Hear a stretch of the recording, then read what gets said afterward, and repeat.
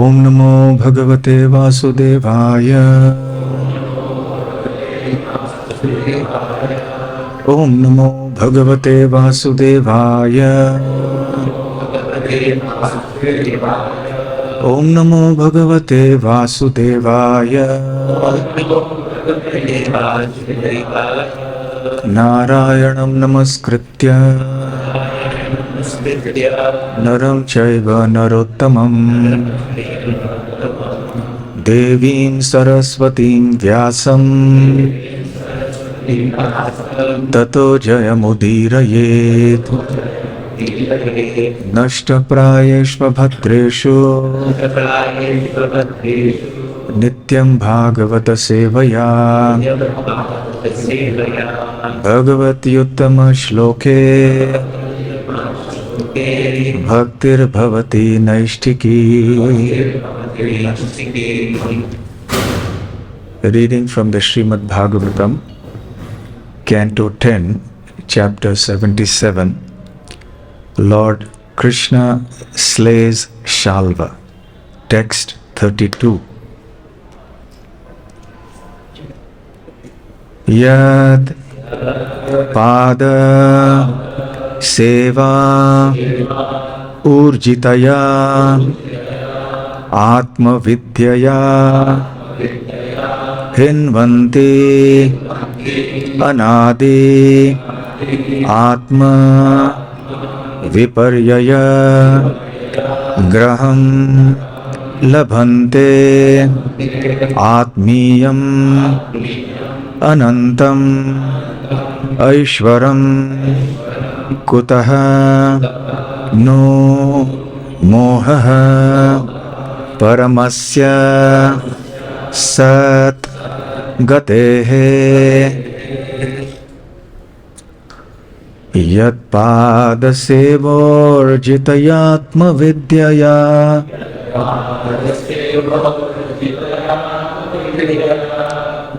hinvantyanadhyatma viparyayagraham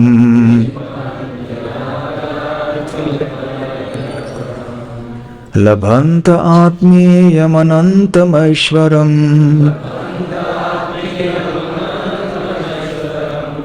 kuto nu moha paramasya sadgatehe yat pada sevorjitayatma vidyaya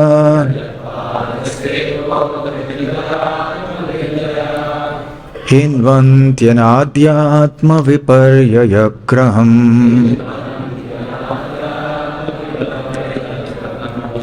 labhanta atmiyamanantam aishvaram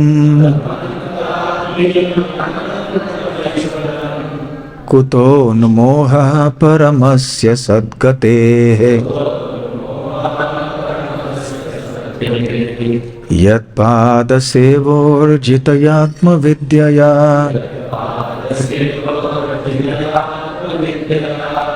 hinvantyanadhyatma viparyayagraham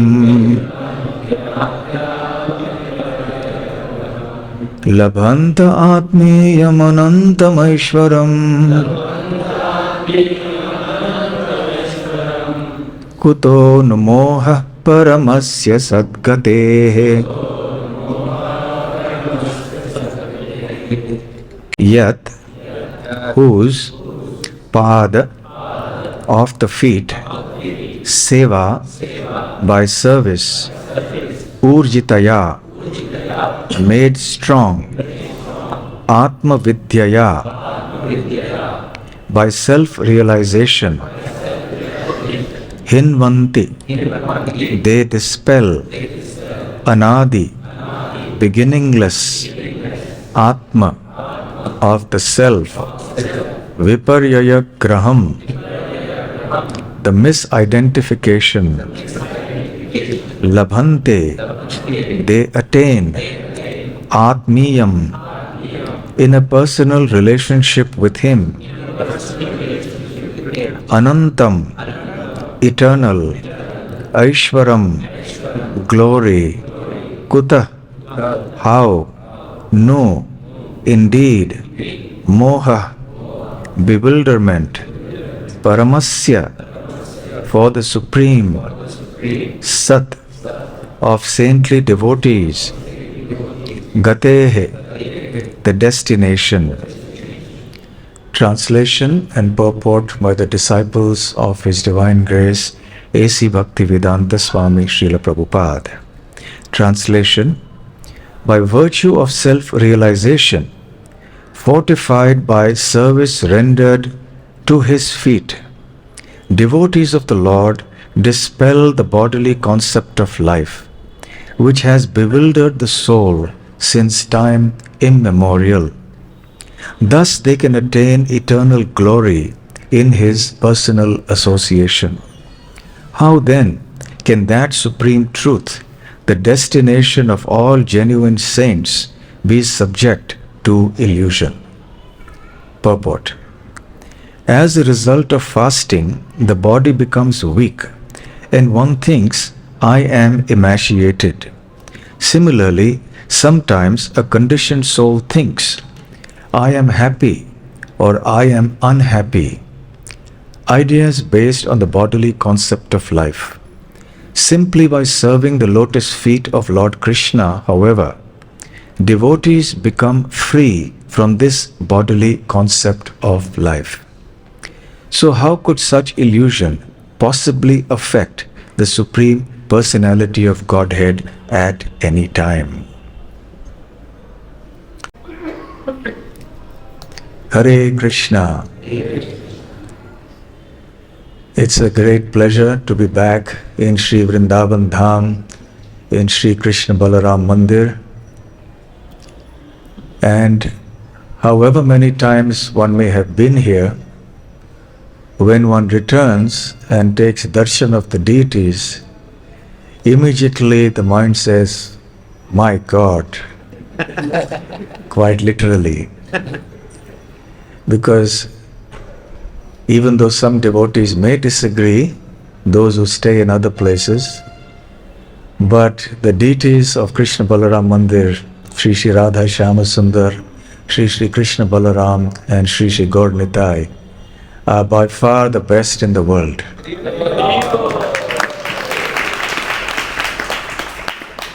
No doubt. Any disagreements? Some disagreement?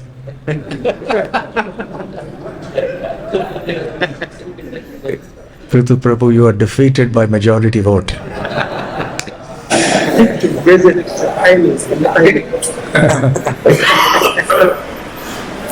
So anyway, the topic here going on is Shishupal's friend Shalva is engaged in a battle with Krishna. And in the course of this fierce battle, Shalva unleashes some magic tricks upon Krishna. And it appears, according to the version of some, as Shukadev Goswami says, that Krishna is bewildered and he falls momentarily under illusion before he regains his original consciousness. And Shukadev Goswami speaks here about how Sri Krishna can never actually be bewildered in the sense that living entities like us can be bewildered. Magic tricks are nothing new. Human beings also engage in all sorts of magic tricks. Once the famous magician P.C. Sarkar came to Vrindavan. He was very famous in those days. And he requested Srila Prabhupada for a magic demonstration that he would give. And I think devotees gathered in his quarters and he made lots of things disappear. He made some coins disappear and so on. And finally Srila Prabhupada told him, you can make many things disappear, but I am a better magician than you. So P.C. Sarkar asked him, how come? He says, because I can make something disappear that you can't. He said, what's that? I can make birth, death, old age, disease disappear. So, can you do that? And the magician says, no, I can't do that. So I agree, you are a better magician than me. So this is the real magic. Otherwise, the illusory tricks of this world are of no value, really. So the verse today has 3 points. One, that self-realization to be meaningful and perfect must be fortified or strengthened by devotional service to the lotus feet of Krishna. Number one. Number two, that when one becomes such a self-realized pure devotee of the Lord, then one transcends illusion and bewilderment. And number three, when the devotees transcend illusion and bewilderment by worshipping and serving the lotus feet of Krishna, then how can Krishna himself be bewildered? That is not possible. So as far as devotion or self-realization fortified by service to the lotus feet of Krishna, we see in the Srimad Bhagavatam in the first canto the celebrated conversation between Narad Muni and Vyasadeva, where Narad Muni says, Naishkarimyam apyachyuta bhava varjitam na shobhate jnanam alam niranjanam. He says, my dear Vyasadeva, self-realization that is devoid of Krishna consciousness doesn't look very good at all, even if it is equipped with transcendental knowledge. Naishkarimyam means the path of self-realization. It comes from the word nishkarma, which means performing actions that do not have any karmic reaction. Nishkarma. So Naishkarmyam means the path on which one performs such nishkama karma. And here one is devoid, one is free of sinful reactions or any karmic reactions for that matter. So it's the state of self-realization. But Narad Muni says that Achyuta bhava varjitam. Varjitam means without, devoid of. If such self-realization, naishkarmyam, is devoid of achyuta bhava, then na shrobhate jnanam alam niranjanam. Na shrobhate doesn't look good. It's not befitting. It's not complete and perfect. Achyuta is Krishna. Bhava means the mood of devotion. In other words, if one is self-realized, quote unquote, but doesn't have Krishna consciousness, then that self-realization is not complete and perfect until and unless there is Krishna consciousness. Similarly, in the Srimad Bhagavatam, in the third canto, Mother Devahuti, the mother of Kapila says in a very beautiful and important verse, Neha yat karma dharmaya na vairagya kalpate na tirthapada sevayai jivan napi mritohi saha. She says, na iha yat karma dharmaya, that one should not perform or any activity or karma performed that does not make one rise to the level of religiosity is not good. If one is doing that, jivan napi mritohi saha, one is dead even though living. Then she says, even if one has come to the platform of religiosity, na dharma upakalpate, even if one is on the platform of religiosity, na vairagya upakalpate. So even if one has come to that platform but one has not developed a sense of renunciation, then too one is like a dead person or a person who is dead even though alive. And then she says, na tirtha padasevayai, even if one has attained a very high degree of renunciation, but if one is not serving the lotus feet of Krishna, then too One may be living, but one is actually like a dead person. Tirtha Pada Seva. Tirtha refers to holy places. Pada refers to the feet. So Krishna is called Tirtha Pada. One reason is that he is Tirtha Pada because his lotus feet are the perfect pilgrimage place for all living entities and devotees in particular. And another meaning could be that he is Tirtha Pada because all the tirthas or holy places reside at his lotus feet.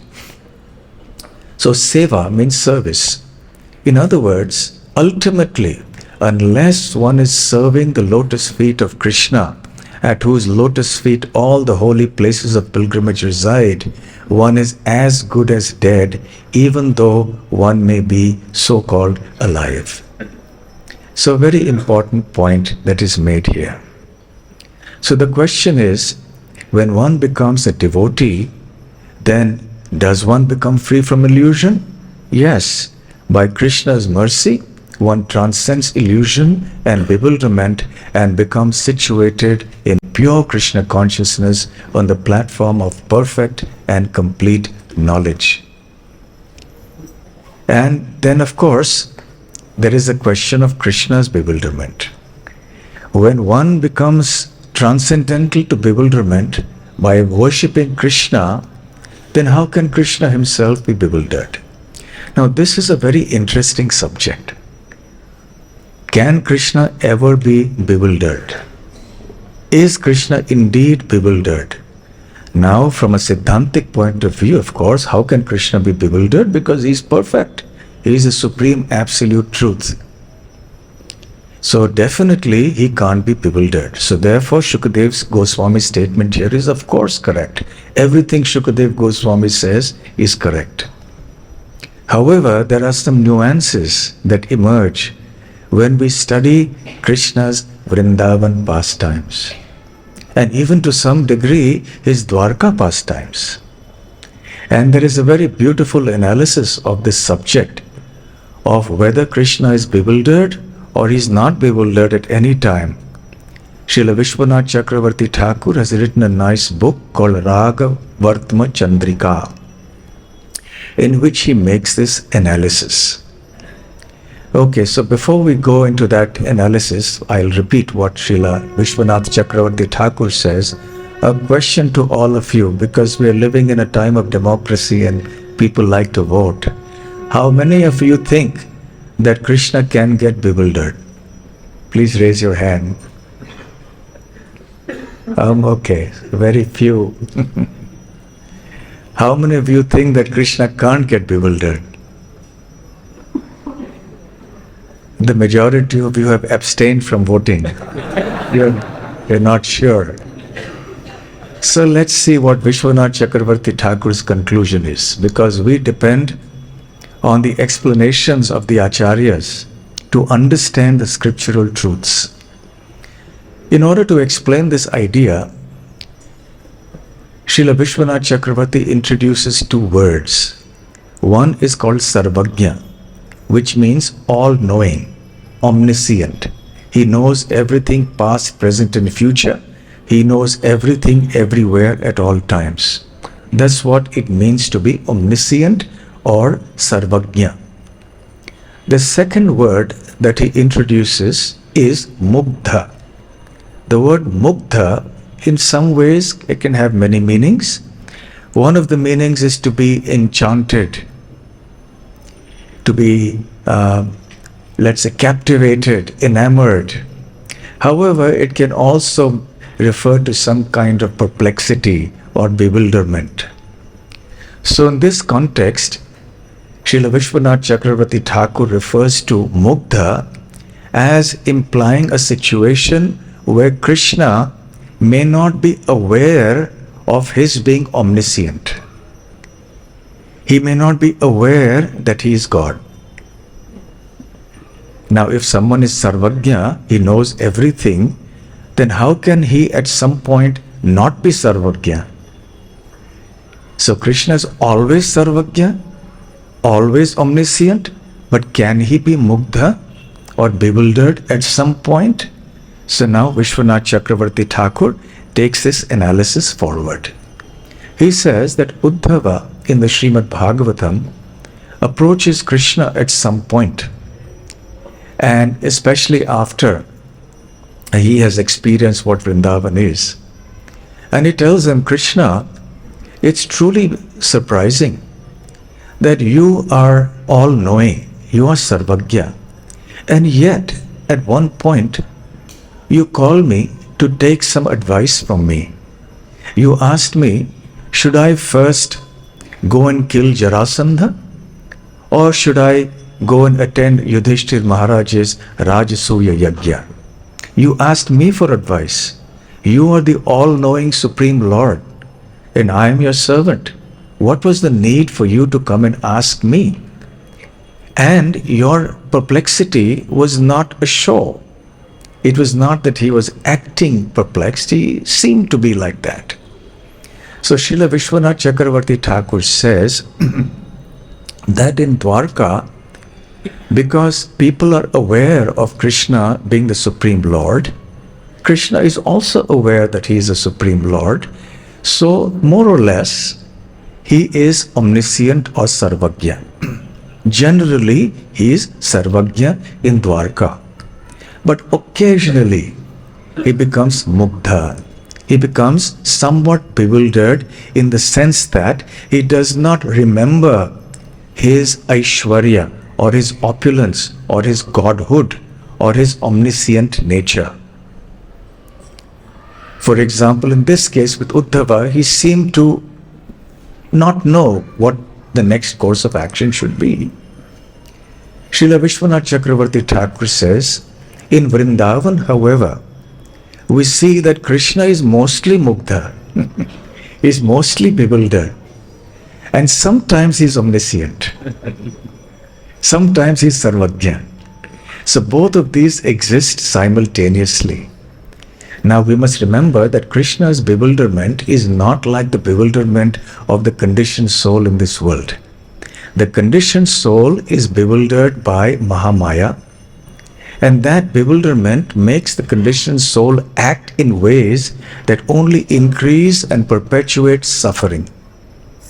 Krishna's bewilderment is under the influence of Yogamaya, his internal transcendental energy, which is especially meant to fulfill Krishna's purpose of pleasing the devotees and pleasing himself as well. So this is something that Krishna voluntarily chooses. That is the way Krishna's pastimes flow in Vrindavan. And this nourishes the rasa that is exchanged between Krishna and his devotees, the Vrajavasis. So in this way, Krishna is mostly Mugdha in the sense that he is not overtly conscious of his own godhood. At one place, Srila Prabhupada explains, what is the meaning of the word pastime? The word pastime in Vrindavan means when Krishna thinks he's a cowherd boy. Well, from an ontological point of view, Krishna is the absolute truth. He is God. But when that God doesn't like to be God, doesn't like to play God, doesn't like to believe and feel that he's God, but he likes to believe that he's an ordinary cowherd boy, then that is called a pastime or a leela.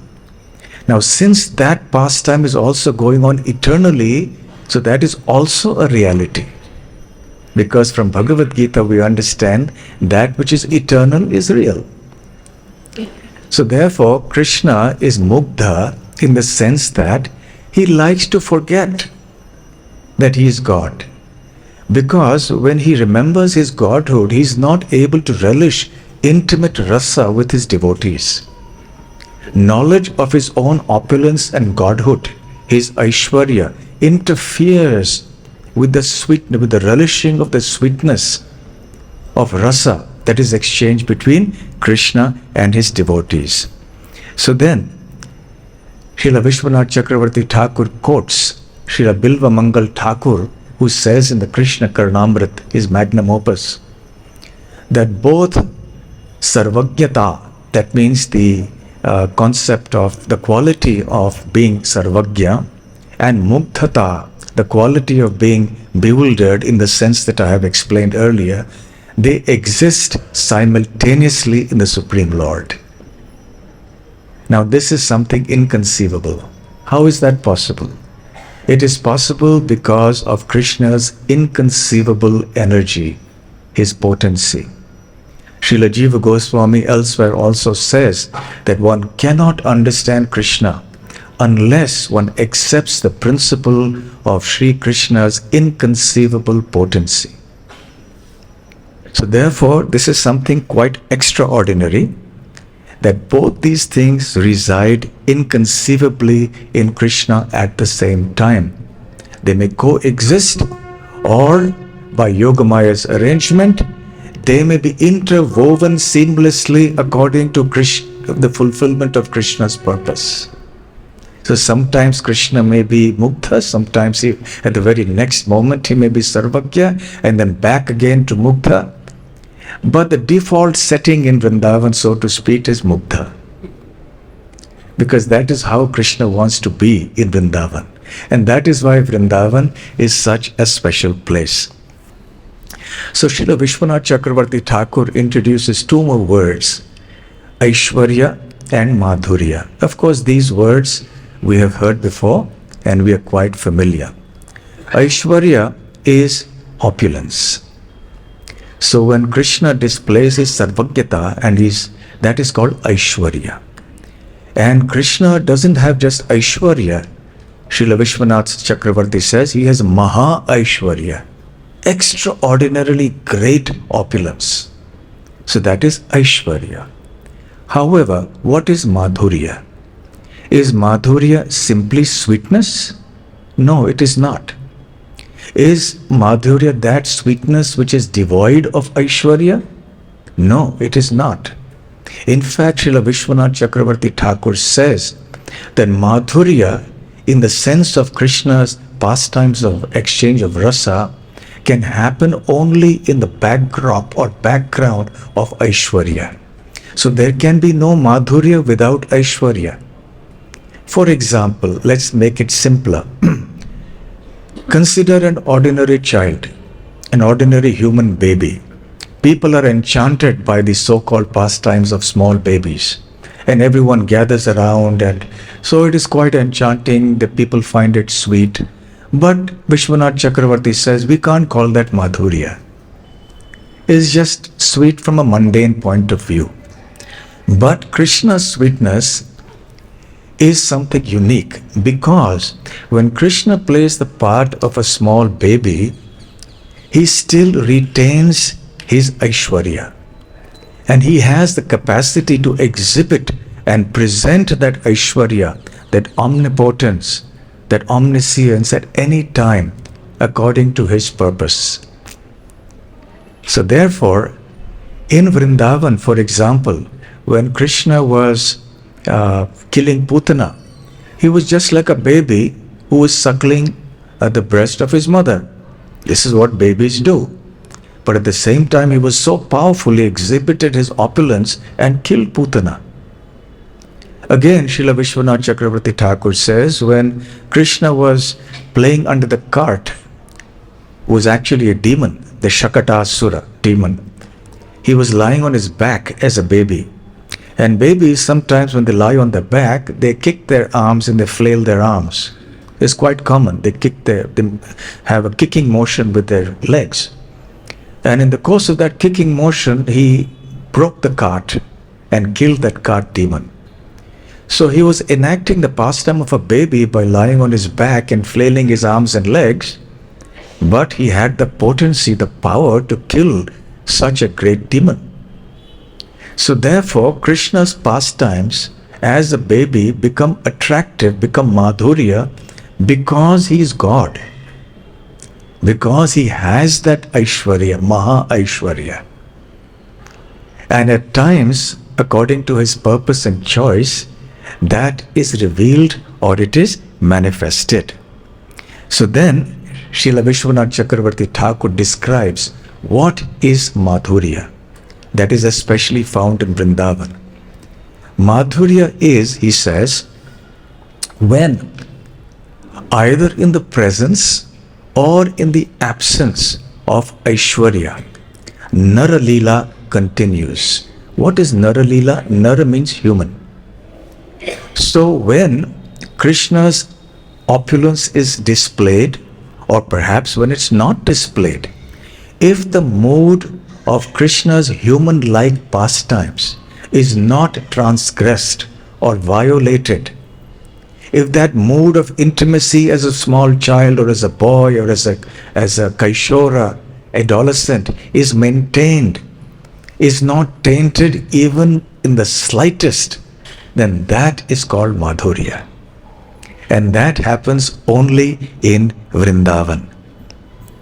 So therefore, if Krishna knows that he is God, and if the devotees also know that he is God, then that is Aishwarya. But if Krishna doesn't know that he is God, and the devotees also don't know that he is God, then that is Madhurya. But even when the devotees sometimes get the idea that Krishna is God, still it doesn't make a difference to them. That is Madhurya. When they see or hear about Krishna's Aishwarya, his opulence, his Maha Aishwarya, his Sarvajnata and so on, their mood of simple love for Krishna as a son or as a friend or as a lover is not vitiated even in the slightest. So this is a very important concept. And he gives the examples of Mother Yashoda after Govardhan Leela, not thinking of Krishna as anything but her son. Here you have a 7-year-old boy who on the little finger of his left hand raises a big mountain and holds it aloft for 7 days and 7 nights. Which 7-year-old boy or a human being of any age could do such a thing? But Mother Yashoda is not affected by that display of extraordinary power. She still thinks of him as her son. Similarly, when Krishna sometimes returns from the forest after grazing the cows in the company of his cowherd boyfriends, the demigods descend and they make all kinds of offerings to Krishna with flowers, and they perform arati, they chant some prayers and so on. And the cowherd boys, they look at all this, they see it happening in front of their eyes. But their Sakhya Bhava is not vitiated, it is not spoiled. They still think, oh, Krishna is our friend. They don't think, oh my God, he's God. And this Brahma, this 4-headed man is coming, all the demigods are coming and worshipping. He can't be our friend, he has to be God. In Vrindavan, the cowherd boys don't think like that. Neither do the gopis think like that. But when Arjuna saw the universal form of Krishna, as described in the 11th chapter of the Bhagavad-gita, he became a little bewildered. And he said, oh, I thought you were my friend, but actually you are God. So his Sakhya Bhav was vitiated, was corrupted a little bit in the sense that the sweetness and the intimacy was compromised.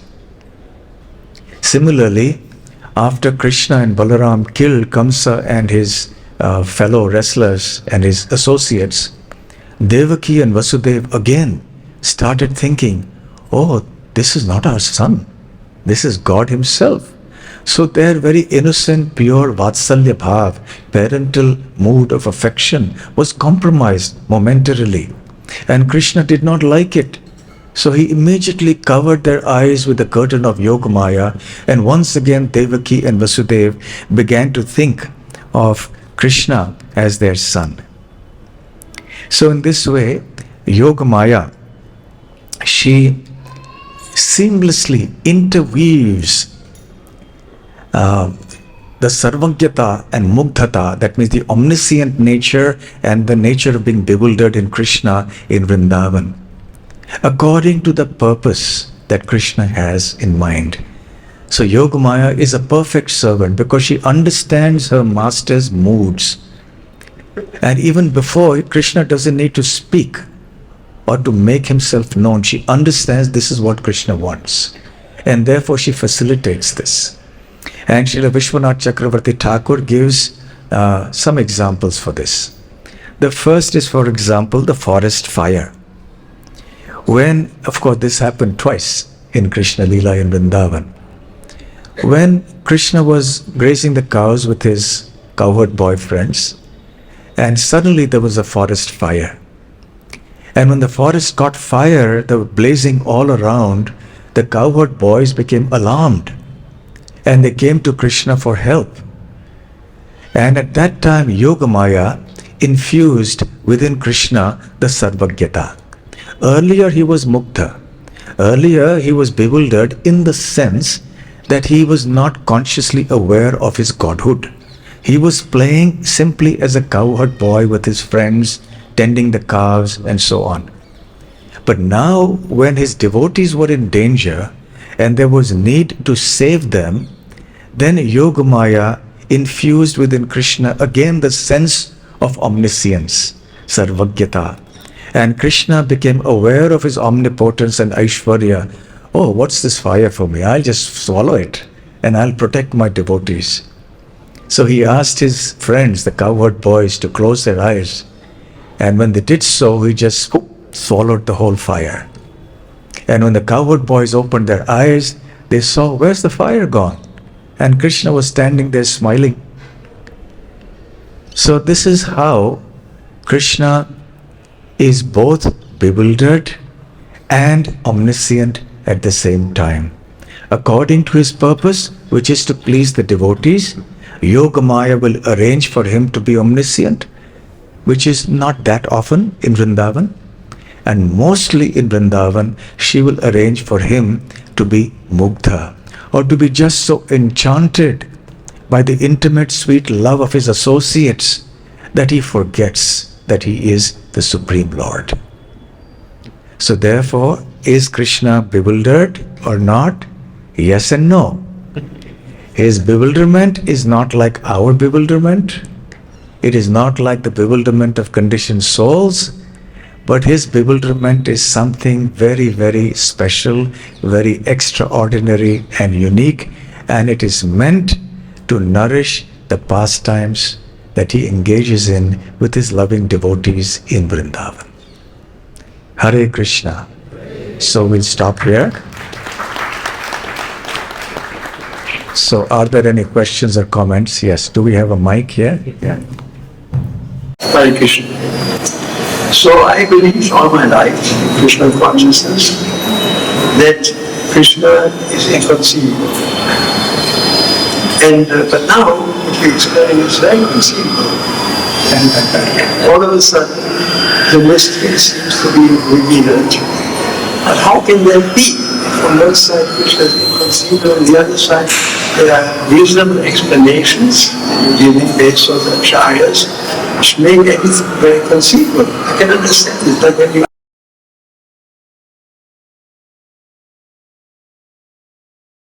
I can understand both is possible at the same time.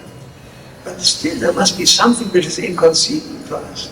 Again, what is that which is now still inconceivable? What is that part that is not revealed yet? What is inconceivable is that these two things can coexist simultaneously, and they can be interwoven into each other seamlessly, and it can just go on like an unending beautiful flow. That is what makes everything inconceivable. And the fact that the all-powerful, all-knowing Supreme Lord can engage in such apparently ordinary activities. Okay. Yes. Thank you. Thank you, Maharaj, for the enlightenment class. So my thoughts were going back to the Krishna book when the gopis were engaging in pastimes with Krishna. And Krishna went a little bit back and forth first he would test them and tell them to go home and take care of their responsibilities. And then, see them go through different mood changes and things.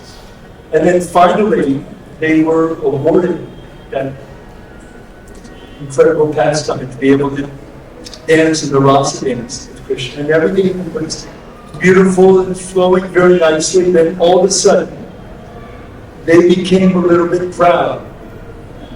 And then Krishna disappeared.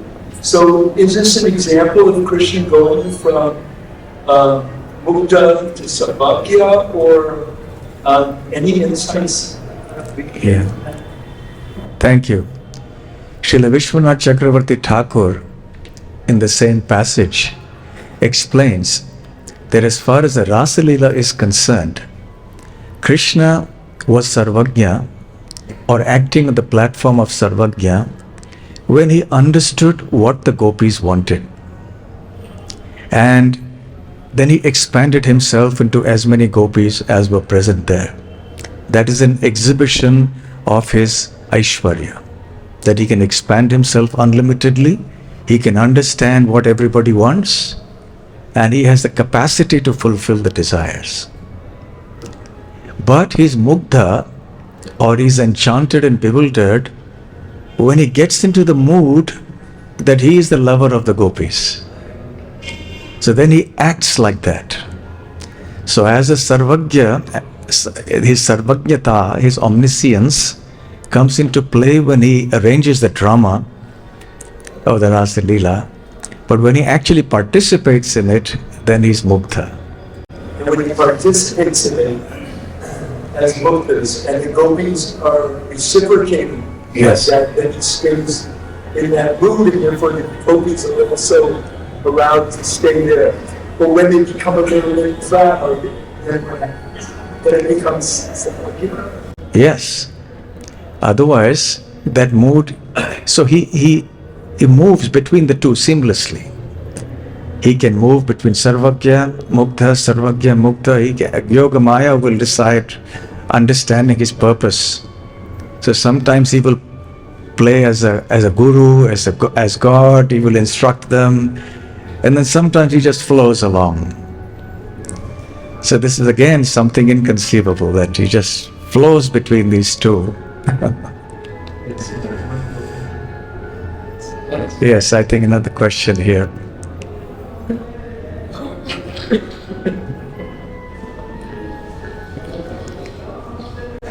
The next lesson is like explain that Madhurya happens in the backdrop of Aishvarya.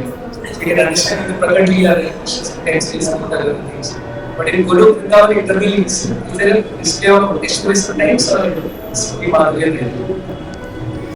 So the question is that even in Goloka Vrindavan, in the spiritual world, is there a display of Aishwarya also?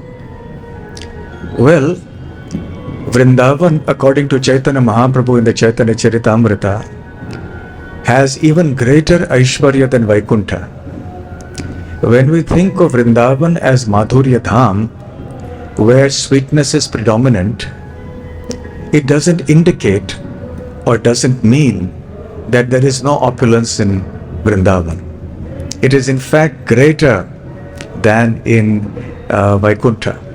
However, the speciality of Vrindavan is that the sweetness is so great and so intense, qualitatively and quantitatively, and the mood so intimate, that whether such Aishwarya is present to whatever degree, or whether it's not displayed, that sweet mood is not compromised even in the slightest. Yes, so there is opulence in Vrindavan also, but it is not important. And you know, in the Brahma Samhita verses, what is the opulence of Vrindavan? Chintamani prakara sadmashu kalpa viksha, like that. Okay? Yes.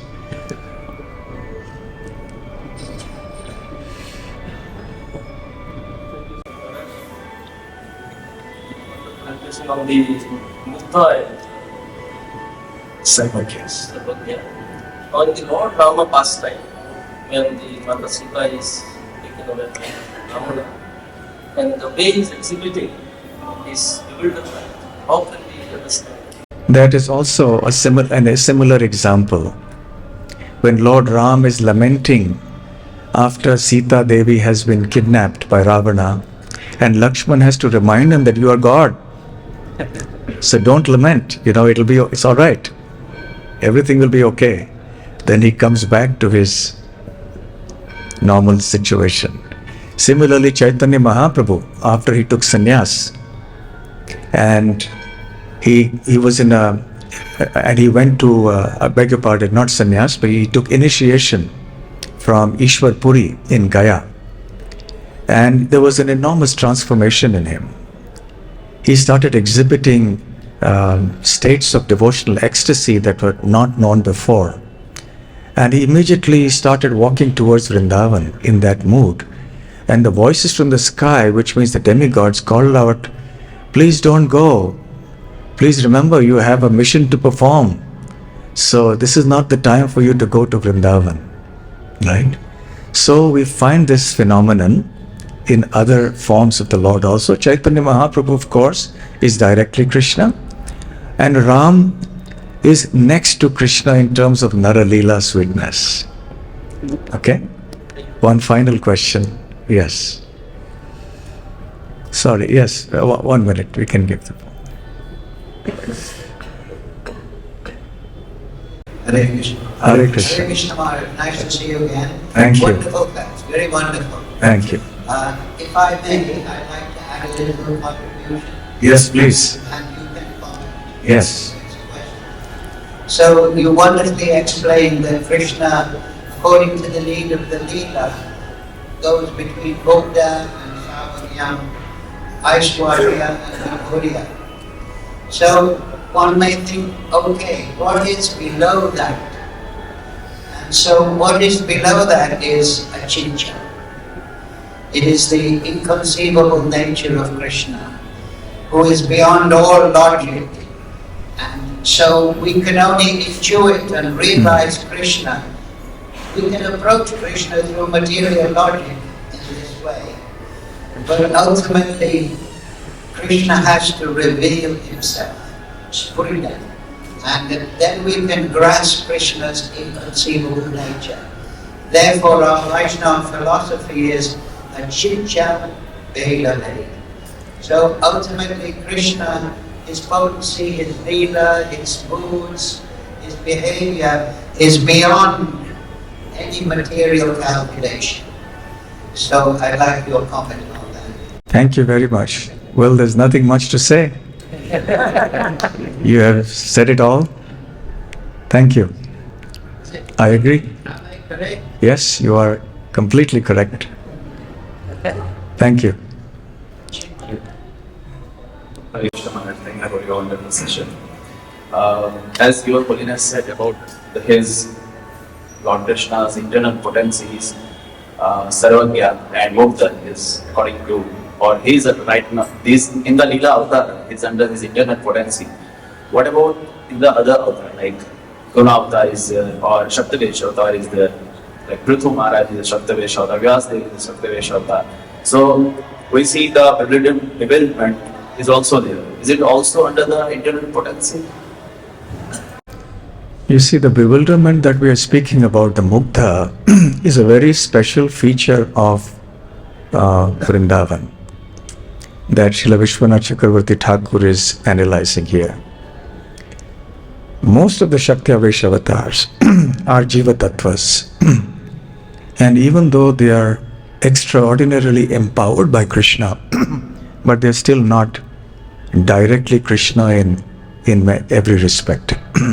They are empowered with a particular quality to fulfill some purpose that Krishna has. But when it's Krishna himself, a Vishnu Tattva, then yes, for Krishna this happens completely in Vrindavan, to some degree in Dwarka, to a smaller degree in Ramalila, like that. And Okay. Similarly, in the other Leela avatar, like we see in the third canto, chapter 18, Vanadev was also revealed to while fighting with the Hinyash. That is also.